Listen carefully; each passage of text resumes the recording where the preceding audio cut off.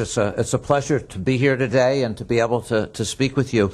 The title that I was going to use is Nanotechnology and its potential in medicine. And then, this will be more of a scientific talk. This afternoon, I actually have sort of more of a business talk about how you can even form companies on these kinds of things as well. But here I thought I'd be try to go over the science a little bit more. So first thing is, just to give people a little bit of background, nano means really small. Just one analogy is if anybody's run like a 100-meter dash, so 1 meter, nanometer is a billionth of a meter. You can also think about it as it's an awful lot smaller than even the width of a human hair. So it's incredibly tiny. But that tininess confers all kinds of interesting properties. And of course, you shouldn't limit nanotechnology to medicine. There's many exciting things going on in nanotechnology, but I'm going to focus a little bit on medicine today and just pick some things that make it unique. So because it's small, sometimes people want to inject things into the bloodstream, but they may clog up the bloodstream. Nanoparticles, they'll just travel around the bloodstream all over the place. Also, because it's small, they can not only travel around the bloodstream, but they can get into cells. So generally, if something is greater than 200 nanometers, this is a generalization, but if it's greater than 200 nanometers, it probably will not get into a cell. But if you make something small enough, the cell can take it up. So that's a very powerful way, as we'll get into, of giving a drug to a cell. And also, the surface area is a lot greater. Depending on the time, I'll even give you an example of how that surface area can change signals that you might use to do incredibly more rapid diagnostics. And also you can create new surface patterns and do other kinds of things which could lead to new kinds of medical adhesives and so forth. I'm mostly going to focus on drug delivery, but before I even do that, I thought I would just circulate and mention that you could get new kinds of imaging, better diagnostics, targeting drug delivery right to the cells you want, even enabling brand new drug therapies, which I'll talk about some. There's some new drugs that people may or may not have heard of, but things that can shut down genes or turn genes on. And these are whole new areas of medicine, but the biggest problem is getting these into the cell in the right part of the cell. And finally, ways of even creating new tissues and organs. Well, one thing that comes up, though, a lot, I remember when I first started talking about this, I don't know how many people read the book by Michael Crichton called Prey, but a lot of people would say, and I've even heard this from like the FDA and places like that, say, well, nanotechnology, isn't that toxic? Isn't that going to do bad things? Like Prey, they had these little nanorobots, I think, taking over people. I don't think it's likely to happen. But just to be more specific, actually there already are, even when the FDA, and I was actually chair of their board for a while, they were saying, well, isn't it toxic? And I said, well, you actually already have approved medicines that are nano that aren't toxic. And in fact, some of them even have origins in Israel. Doxil is a good example. Doxil is a liposomal system, and it's actually approved for treating ovarian cancer. So liposomes, and you'll hear more about these later from Danny and maybe others, but they've actually been approved for treatments. They're given intravenously, and they've been used for years. This is what they look like. They're little fatty systems. This is an ambisome. That's another liposome system with an antifungal agent in it. And this also has been used for years. And these systems are approved for various things. Not only this, if you look at the second bullet that I put here, they're actually used to even give to children. So these things are given. So here you have nanomedicines that are given repeatedly for many, many years to children and adults. So I don't think there's any issue that the idea that nanosystems are not inherently unsafe. That doesn't mean any nano thing that you get is going to be safe. I mean, again, a lot depends on what you make it out of. If you make something out of a toxic thing, then it's probably going to be unsafe. But there's nothing inherent about just being small that makes something bad. So let me give you a couple of examples of some things we've been involved in. So targeted therapy to me is a very exciting thing. And cancer is a really good example. I'm sure everybody's familiar with the fact that if somebody has cancer, you take an anti-cancer drug, travels throughout the whole body, but really that causes a lot of bad side effects, right? You want it to go to the cancer cell, but it goes to all kinds of cells. And so to address that, people in many cases have been trying to do targeted therapy, where you could direct the cancer drug or any other drug right to the cell you want and not to every place in the body. The thing is that when people have done this, what happens is there's what we call a low payload. So for years what happens is that if you had a targeted molecule, it's a single molecule. So let's say you're trying to get the tumor, what happens is you shoot it one molecule at a time. The beauty of putting it in a nanoparticle is that inside the nanoparticle, like the nanoparticle is actually a little bag. So in that little bag, or bubble, whatever you might want to call it, you can put 1,000 to 100,000 molecules. So if you're able to get the nanoparticle right to the tumor, rather than say one shot on goal, so to speak, you might have 1,000 to 100,000 shots on goal. In other words, you're just hammering the tumor. You're just giving all these bullets, so to speak, right at it and no other place. So the challenge is, could somebody direct a nanoparticle to a tumor? A number of years ago, we listed for a paper we wrote in Science what we thought some of the desired characteristics would be of a nanoparticle, and I'll list them here. Those would be that you could have a reasonable amount of the drug encapsulated. So that might mean that the particle itself might be greater than 30% drug, that the efficiency was high, meaning that if you put in 100 molecules, at least 80 of those would get into the nanoparticle. And then there's a lot of practical things that you want to do. You want to be able to freeze dry them like coffee so you could ship them around. You don't want them to aggregate. You do want them to degrade ultimately. You don't want them to accumulate in the body. As I mentioned, you want them to be small so that they can be taken up by the cells.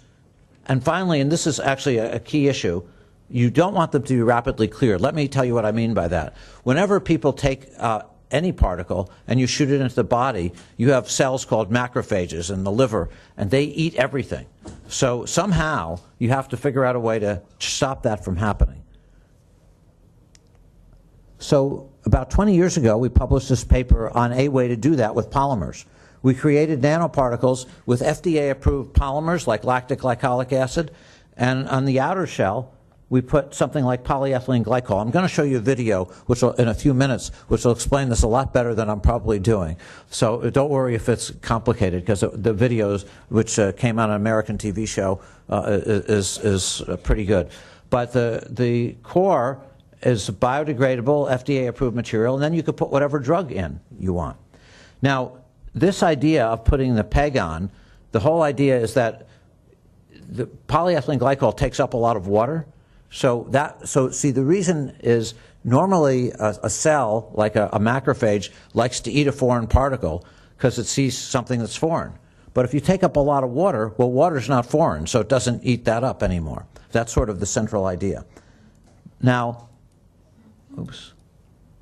So the way we make these for the chemists in the audience is we actually make these in two phases. We take a water phase, which is water and a surfactant. We take a polymer phase. You actually add the drug here. And you mix this up, usually at incredibly high speed, like with a vortex or ultrasound or microfluidization. And depending on the speed at which you do this, you can actually make these things smaller and smaller and smaller. You can really get these down to incredibly small sizes. And then you get rid of the solvent and you get little nanospheres. Here's an atomic force, a micrograph of those. And this is just what's called light scattering. And so these are all, like I say, in about the 100 nanometer range. Now, I mentioned that if you make them this way, the macrophages shouldn't eat them. I mean, that was a theory, but does it work?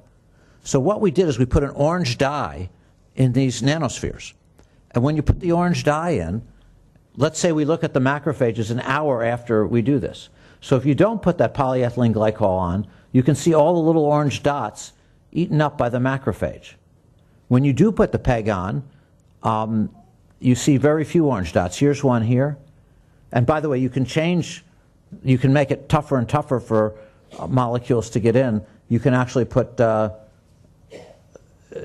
20,000 molecular weight chain. And Avi Dome, when he's now at Hebrew University, but he was a postdoc with us, he actually worked out a particular chemistry to put a triple chain, like using citric acid, and to put a tremendous amount of PEG on. And here, you got no uptake at all.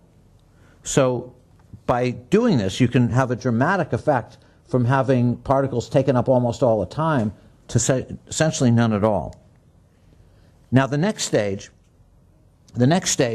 is, all this does is it gets us to solve the first problem. You know, going through the body, if you're trying to get to a tumor or something else, you're going through this complex maze. First you have to get past these cells that want to eat everything up. Then you have to get to the place where you want to go. So that's actually very hard. It's a hard challenge. So getting past the cells that you want, the PEG helps do that. Then you have to have a targeting molecule, which could be an antibody, an aptamer, or some other or fragment. And so Omid Farrokhzad, when he was working with us, he's now a professor at Harvard. And actually Gershon Golem helped on this too when he was doing a sabbatical with us. You have to work on just getting the targeting molecule here, and we call this a stealth molecule here. And then you have to work out exactly the right ratio of these, because if you don't, you won't get to what you want. So anyhow, that's a little bit of a scientific explanation, but I'm going to show you this video. I was lucky that about a year ago, Nova, this is a TV show in America on PBS, they actually came to the lab and they made a video on how this works, and they probably explain it much better than me, so I'm going to show you that video.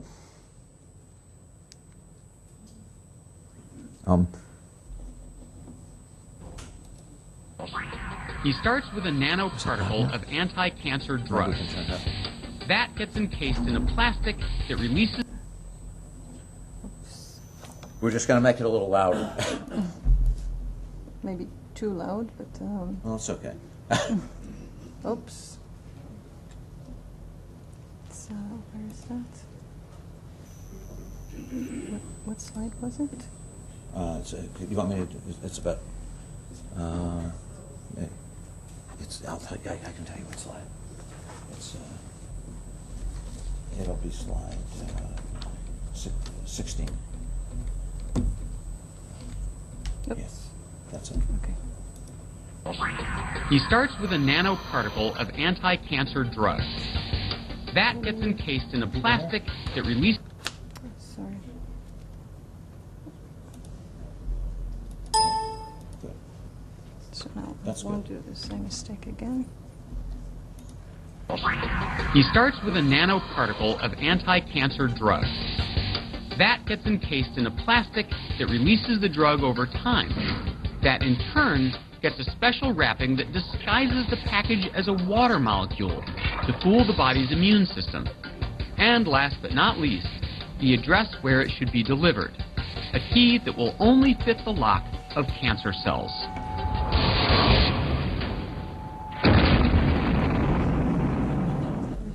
So I guess people could hear that all right? I should also say a lot of the medical doctors I work with tell me it doesn't really blow the cell up quite like that. But that really, in a nutshell, the video is very good. It really encapsulates, no pun intended, what we're trying to do. It's really directing the nanoparticle right to where you want. But there's all kinds of other challenges. We actually had to create a company to manufacture these. This is Bind. This is a whole manufacturing plant to make nanoparticles, which involved make it sterilely and all kinds of things. And we actually published last year the very first clinical trials, which were kind of exciting. Here, just as an example, what we did is we took a known drug, in this case, Taxotere. And normally, when you give the drug, this is human data now, you get, it goes to zero pretty quickly. It's clear, in other words, it's cleared very rapidly. That's what you expect. But if you put it in the nanoparticles, it actually circulates around for at least a couple days. You even did a dose-response curve. Probably the key thing to look at is what's called the area under the curve. So if you look at the area under the curve of Bind 14, take the same dose, 30 megs, and take the same dose of Taxotere, what you see is the area under the curve is 127,000. But with the drug itself, even though it's the same amount, it's 512. So you get about a 250-fold difference. In other words, take the same drug, and it's pounding the tumor for days. So you get about 250 times more in the body when you give it this way than when you give it the other way. The consequence of that is twofold. One, you actually get less toxicity because you're not dumping the drug right away into the body. And secondly, even though this is early, we got significant efficacy in a number of cases. These are CAT scans of patients' lungs, and you see them disappearing. Here you see it now. Here you see it 42 days later. And here again you see the CAT scan now, and here you see it 42 days later. So what's done is to actually target these to the tumor blood vessels and use the drug Taxotere. Now, what's also happened is now what's going on, just because it's a new technology, is basically extending into what are called phase 2 trials. We're looking at 4 different types of cancer. But the other thing that's been very exciting for us is that with this little company is that in the last 4 months, 3 of the largest companies in the world, Amgen, Pfizer, and AstraZeneca, all gave something on the order of $200 million plus to our little company just to put their drugs into these nanoparticles to see how good they're going to do on tumors. So there's a whole bunch of ways now that we'll hopefully be able to see this happen. Now, so that's a little bit about targeting small drugs. What if we wanted to, though, do a gene therapy, which I mentioned? Really, the biggest problem has been delivery. And this is actually from the journal Time magazine. Inder Verma was actually president of the Gene Therapy Society, and he was asked why people aren't doing better in gene therapy, and is that he said there's just 3 problems: delivery, delivery, and delivery. And it's kind of like where you live, right? So basically, people have tried using what are called viral vectors, but they've been unsafe in a number of cases. People have died. And then people have tried using synthetic vectors, but some of the problems with that have been, they just have been very low efficacy. So what we tried to do, this was originally done by David Lin and Dan Anderson in our lab, is a lot of times what we would do when we made a polymer is we would kind of start with a small molecule, and we do some synthesis, and it might take 30 or 40 steps because you have to protect different functional groups and then and so forth. So what we started to think about is that takes sometimes many months, and the yields that you get are often terrible, like on the order of 1 or 2%. So what we wanted to see was whether there's a way that we could do more high throughput. Could we make literally thousands of polymers? And Dave Lin, when he was with us, he was actually a graduate student with Bob Grubbs at Caltech and came to our lab and basically worked out a way to take this type of chemistry. So you take a amine and a acrylate, and when he would react these, he could do you get a 1-to-1 correspondence. So you don't have to do what's called protection and deprotection. You could actually do the polymerization in a single step, and you don't get byproducts, and that's normally why it takes so long, and you don't have to protect or deprotect. So what we were able to do is literally in a few days is create thousands and thousands of polymers. Here's an example. I don't expect anybody to take this down, but what we did is we took 94 different amino monomers, and really the only thing to notice is their enormous structural diversity. So you can take 94 different amino monomers, and you can polymerize these with, say, 25 different diacrylate monomers. Until you take each one of these, react it with each one of these, so you get over 2,000 different materials.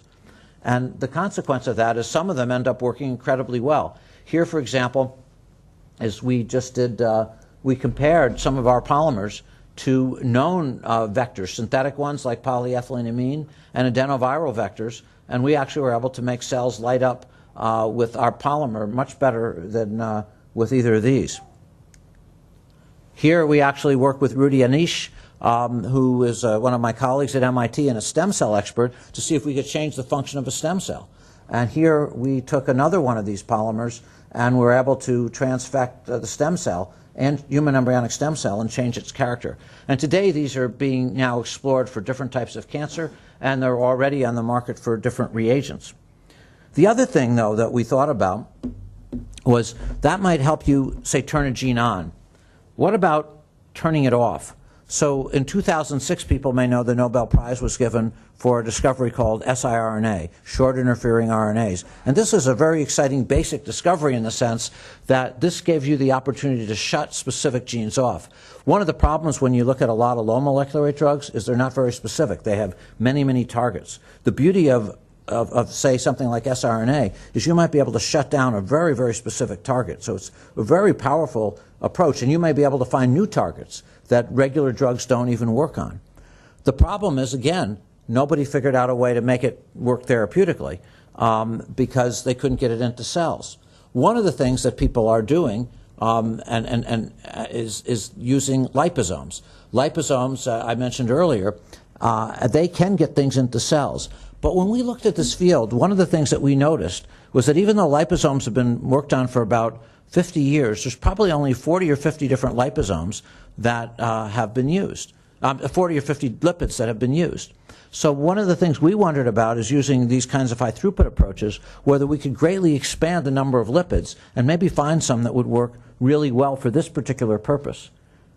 And so here again, what we're going to try to do is take the acrylate and the amine and react them together. But what you could do is, again, change all those different R groups. So again, I don't expect people to take this down either, but you see, again, enormous chemical diversity. And you can see that even greater because you could change the length of the tails. You could change the number of tails, like 5, 4, and 3. So again, you have enormous diversity of lipids that you could synthesize. So what Dan Anderson did in our lab is create these libraries of literally thousands and thousands of different lipids. And some of them work pretty well. This is from a paper in Nature Biotechnology where we were trying to develop ways to knock down, say, either factor 7 or ApoB. And again, this just gets across the specificity. You could have an siRNA that will just knock down one of them and not the other. You can switch it and it'll knock down, do nothing to this, but a lot to this. So you can get these RNAs, siRNAs, against all kinds of things and get very specific knockdown. A single injection of these lipids or liposomes, we actually call them lipidoids because it doesn't make sort of the classical structure that a liposome does. Probably you get some effect for almost a month. And you get a dose response curve. As you increase the dose, you can basically shut off the gene essentially completely. And let's say, just to pick an example, somebody has high cholesterol. And this is actually in monkeys too. So if somebody had high cholesterol, you could make an siRNA against ApoB and knock down the LDL cholesterol. So for example, here you get about 50% knockdown almost when you do this of the LDL cholesterol. And what that might mean, let's say somebody has a cholesterol of 300, well now you'd be down to 150. So that might mean you could eat a lot of sweets or something like that. And actually you can keep doing it. This is, this for example, is a control where you give 1 dose, 2 doses, 3 doses, and here you see the injections. And so really you don't, you can keep doing this over and over again. And each injection you get some effect for almost a month. You probably would inject every couple of weeks. When somebody looks still at siRNA, right now there are no therapies for siRNA. The last I looked, there were 14 different clinical trials for siRNA. So it's actually a very exciting area. It could totally change therapeutics. But the biggest problem, well, there's 2 big problems. One is targeting. Can you get to the cells you want? And I went over one strategy for that. The other big problem is the dose of siRNA. People want to keep getting it lower and lower because sometimes there can be issues and side effects and stuff like that. So when we started, and the doses were fairly high, they were in mgs per kg. So what we did is we kept taking our libraries and trying to make them better and better. So what we did here, and on the last slide we got milligrams per kilograms dose, but we actually now took some of the best ones we had and then did an epoxide linkage and made even newer lipidoids. So now we take, say, our thousands and thousands, and we take the best ones of those and use them as starting points for these. And now we can go from mgs to kg to basically here you can actually get some knockdown with 3 micrograms per kg. So this is about as low as you can go. We've actually now got some even lower. But the point is that over about an 8-year period, we did a lot of this with Alnylam, a local company, but we've been able to knock down the amount of siRNA that you need probably between 1,000 and 10,000 fold just by using these libraries. And now a number of these are in the clinic. Alnylam has 5 different ones in the clinic. And this is just, again, a monkey trial showing that you can do this with trans-thiothreatine, and so you can actually get very significant knockdown in primates as well. And you can even do something, I don't know if this would ever get approved by the FDA, but here's a study that we did in our lab where let's say you have a whole pathway you want to knock out. So we actually put 10 different siRNAs in these little liposomes, and we knocked down 10 different genes, which you can see here. So these are a couple of examples in terms of drug delivery, and I was going to try to turn from that to some other areas where nanotechnology may be useful. The next one, maybe I should make this a quiz because I haven't totally figured this out myself, but we wondered about changing the surfaces of materials. And I thought I'd just show you something that we published in Science a few years ago. This is almost like picotechnology, as I'll explain. But one of the things that Jorg Lahan, when he was with us, he's now a professor in Michigan, did is we started to say, well, could we change the surface characteristics of any surface?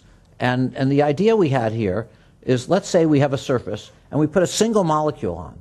Let's say it stands up like this. Let's say we build a negative charge into it, and you'll get it looking like this. And let's say this part of the molecule has a certain type of property, affinity for something, whatever you want it to be. Let's say we build into this molecule, this part of the molecule, a totally different property. Let's say if it could be hydrophobicity, hydrophilicity, or affinity for something else. Could we simply turn the molecules over?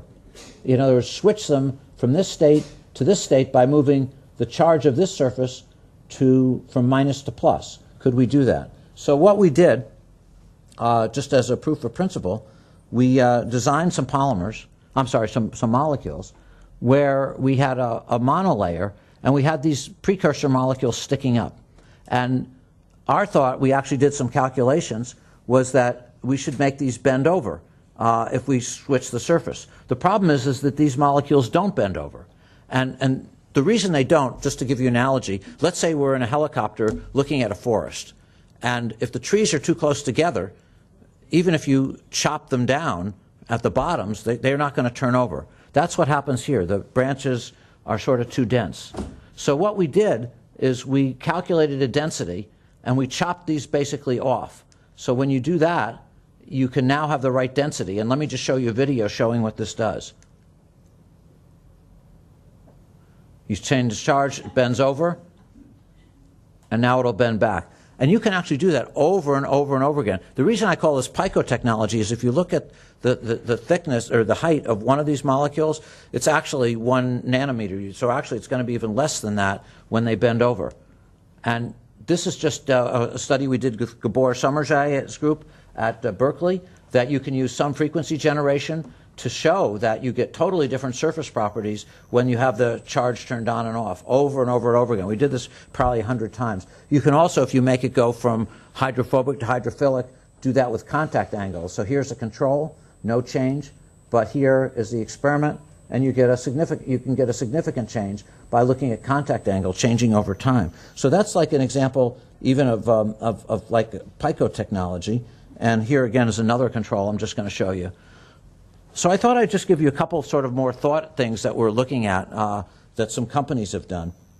One of the things Jeff Karp in our lab did is, he started wondering about why does a gecko have such good, adhesive properties. And when we looked at this, it turns out that they have an enormous amount more surface area. So this is like little gecko feet. But we actually then took a biodegradable polymer we synthesized in our lab that's very compatible and quite adhesive in certain cases. We actually call it biorubber, but it's also polyglycerol sebacic acid. And we nano-patterned it. And then we made a whole bunch of different adhesives out of it. And because the surface area is so great, it sticks much, much more than normal. And we can also make it biodegrade. So the idea is there's various operations that people do where they, let's say somebody has a hernia repair or some type of intestinal repair. You really can't suture these things together very well. But here the idea is now that you can actually make some of these things, make these little adhesives, and you could put them on. So actually, Jeff and others have just started a company on that to commercialize these. And I thought I'd give you one other example this is something we've done with Ralph Weissleiter and Tyler Jacks, and this is a new way of diagnostics. So one of the other things that I mentioned to you again about the about nanotechnology is that because it's so small, the surface area is very, very large. So here what's done is to take little dextran particles, and you put little magnets in them. So you could actually make this like get an MRI signal from them. So you could actually decorate those dextran particles with whatever you want. But let's say what we decorate it with is something that's going to bind to something in the blood or the urine. So what will happen is if there's very little of it or none of it, let's say, in the blood or urine, these particles will not bind together. But if there's a lot of that analyte in, and it's going to be proportional to the amount of analyte, you will bind them together. So your T2 signal changes depending on the amount of analyte you get. Well, what's been done here is, again, there's a company that we started called T2 Biosystems. And again, I'll just give you a highlight of this. This just came out in Science Translational Medicine, the first clinical trial a few weeks ago. But I don't know if anybody here ever has had a bacterial infection. But if you have a bacterial infection in your blood, it's actually pretty bad. I've actually had that myself. You go to the hospital, and let's say I'll pick Candida because this is what we actually did in the trial. But it's true for any bacterial infection. But if you go to the hospital, it may take up to 5 days to find out what that infection is because you have to grow out the bacteria. It takes a long time. So the problem with that is that, and I'll pick Candida because it's particularly bad, is that if you wait 5 days, you don't know how to treat it. So what happens in the United States is 90,000 people a year get this problem, 40,000 die. They just don't know how to treat it because it takes so long. So what we were able to do, just because this is so much more rapid, is we were able to take, rather than grow the bacteria out, now you can have a binding molecule for it, and you can see the change in the NMR signal, and rather than taking 5 days, you can do it in 2 to 3 hours. Because it's 2 to 3 hours, you know exactly what antibiotics to use, and you can treat the patient, much more rapidly. And now they're doing very extensive clinical trials on this to see what can happen for these patients. So that would be an example here, and I'll just go through one final example that is tissue engineering. And again, this is a very broad area that many people are working on, including here at Tel Aviv, like Tal, Devere, and others. But the idea is you could take any cell type, put it on a polymer scaffold. This is from a paper we wrote in Science many years ago. Grow it in a bioreactor, and make virtually any tissue or organ. But one of the problems that comes up when you do these, like say you wanted to make a new liver, is you can't get enough blood vessels. So here, Chris Bettinger, who was one of our students, nano-patterned, we did this with Draper Labs, nano-patterned a scaffold so we could build in fairly long blood vessels. And you can see what you normally get is this, but with these nano-patterns we can get these. And you can actually look at the average tube lengths, and when you do this nano-patterning, it's much greater. You can also see that by a distribution here, that you can get some really long blood vessels feeding the area. And so the hope is, and we're doing this now with the Draper Lab, that you could be able to use these to create various kinds of tissues and have the cells live because they're able to have nutrients and oxygen from the blood vessels. So let me just summarize what I've gone over, and I think you're going to hear a lot more in the next talk and other talks about some of these things. But nanotechnology, in my opinion, has a huge potential in medicine. I gave some examples of new delivery systems, but they also, if you think about it with siRNA and DNA, enable new therapies. Certainly, as we've seen with the geckos and the switching surfaces, you can get new materials, you can get new tissues, and you can even get new diagnostics and imaging agents. So the potential in medicine is incredibly broad. And I've really just scratched the surface. There's work going on in Israel and all over the world that I think is going to use nanotechnology and nanoscience. And this is just the beginning of how you can create technologies to relieve suffering and prolong life. Thank you very, very much.